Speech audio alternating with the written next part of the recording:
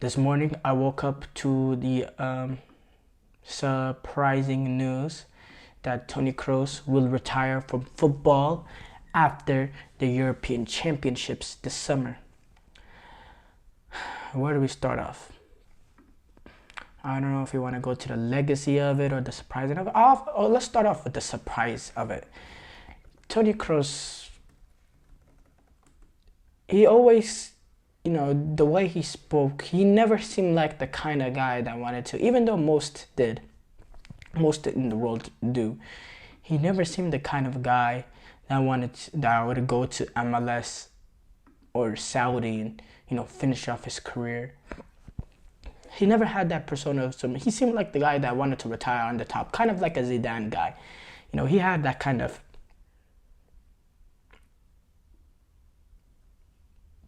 nature to him. And we've seen him previously, his thoughts on Saudi League and all that. He's been very critical of it. He hasn't been a big fan of it. He's lashed out at it multiple times. In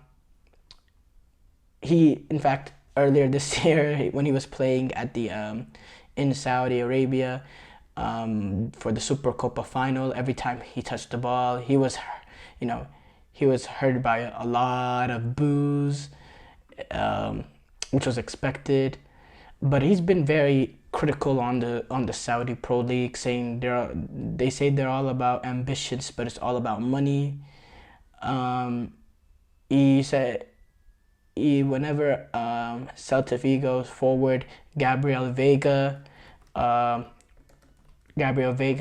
transferred to Al Ali, a 21-year-old, he commented on that post, on that report, saying it's embarrassing, and he's just not a fan of it. And it's clear that he wants to end off playing at the top of football, and he thinks if he has a chance, if he wins a Champions League and then does really well for the Euros for Germany, he can have that kind of Zidane-like exit for his career.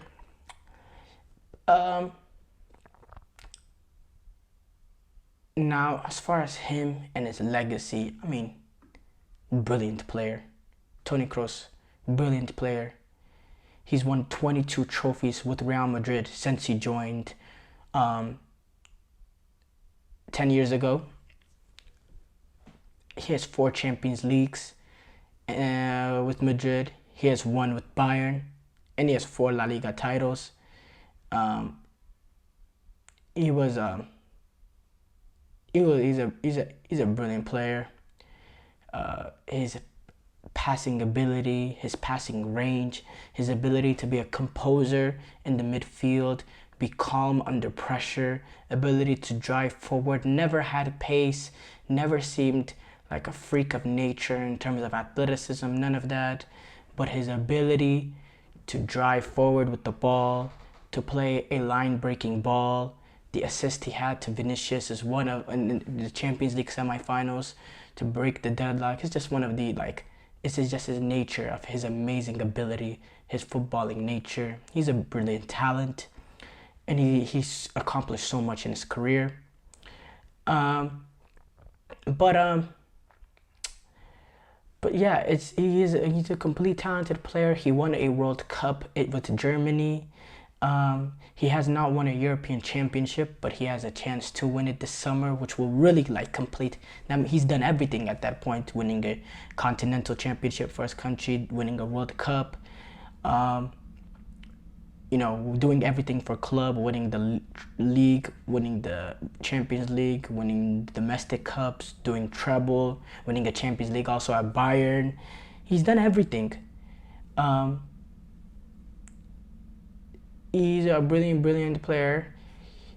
He showed up in all the big games, going back in the 2014 World Cup, in the 7-1 game. His ability, the capacity to run in the box and score a goal like he had earlier in the career, and then he developed more into a deep line, composed playmaker that he was at Real Madrid. And he had a lot of great, something came in my mouth, a lot of great career moments. But I think when I think of Toni Kroos, I think his best moment in his career, or the biggest moment I think in his career, we gotta go back the 2018 World Cup, Germany entering this game against Sweden, off on the basis of already losing the opening game to Mexico. This is a very essential game for Germany. They're taking on a Sweden national team with talent. They're very, very good. Sweden takes an early goal lead, and then Germany at halftime, or right after the half, were able to equalize with Marco Reus. And they're struggling. Time is going on. Time is running out. They struggle to get a goal. They suffer a red card, go down to 8 men with 2-3 minutes left in the game. And then the moment of magic happened. They earned a free kick, and they do an indirect free, or not indirect essentially, but what they do is they play a short little ball, and then I forgot who the German player was, but he stops it right in front of Toni Kroos, and he just curls it, an amazing ball into the back of the net. Boom, 2-1, Germany win. Bam, they're in the World Cup. They win that game. Now they ended up getting eliminated in the next game, and they didn't even move on to the next round. They ended up losing to South Korea in the final game, so it didn't end up mattering that much but in that moment, it was a high pressurized moment. It was a critical moment for Germany to save them in the World Cup. They needed that win, and he showed up for them, despite it going horribly wrong the next game later. But in that moment, it was wow, what a moment. And he's just done everything. Whenever you see his legacy, there's not much else that he could add. It's just brilliant. He went through some downsides in his career earlier with Bayern Munich, kind of not really realizing the talent that they have in the way that they treated him. But then he came with vengeance in Real Madrid and just completely proved everybody wrong. Kroos did a post on Instagram after 10 years. He said this himself. After 10 years, at the end of the season, this chapter comes to an end.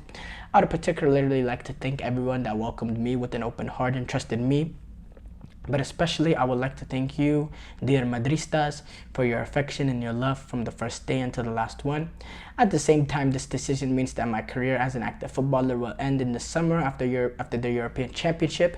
As I have always said, Real Madrid is and will be my last club. I am happy and proud that in my mind I found the right timing for my decision and that I could choose it by my own.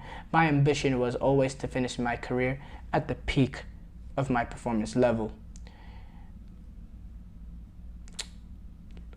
See, and that's exactly what he did. He's coming out on the top. He's still playing brilliant football, and he wants to retire. That's always been what he wanted to do, and respect to it. Some players, they overdo it, playing way out of their prime. But he wants to be, he wants him to leave at the highest that he can, and that's what he wants to do. Now, there's a lot of time that he has after he retires to regret this decision, thinking, did I have a few more years that I could really give it more, missing playing what I do the best. But at the end of the day, I don't think he's a guy that's going to be full of regrets. He seems like very in with his decision, and look, he still has a lot to play for. He has one more game with Real Madrid. He has the end of La Liga, actually. The end of La Liga is this weekend, which maybe gives him a chance to do some sort of farewell, because that will be his last game at the Bernabeu. But then he has the Champions League final against Borussia Dortmund, and then he has the upcoming European Championship at home in Germany in front of his home crowd. Everyone is going to be behind him. Everyone's going to want to win the Euros. Well, not for him, but for Germany. But, that's the added initiative. And I think it will give this Germany team a little bit of an extra spark at this Euros, which they will need, because, they're not coming in the best of forms.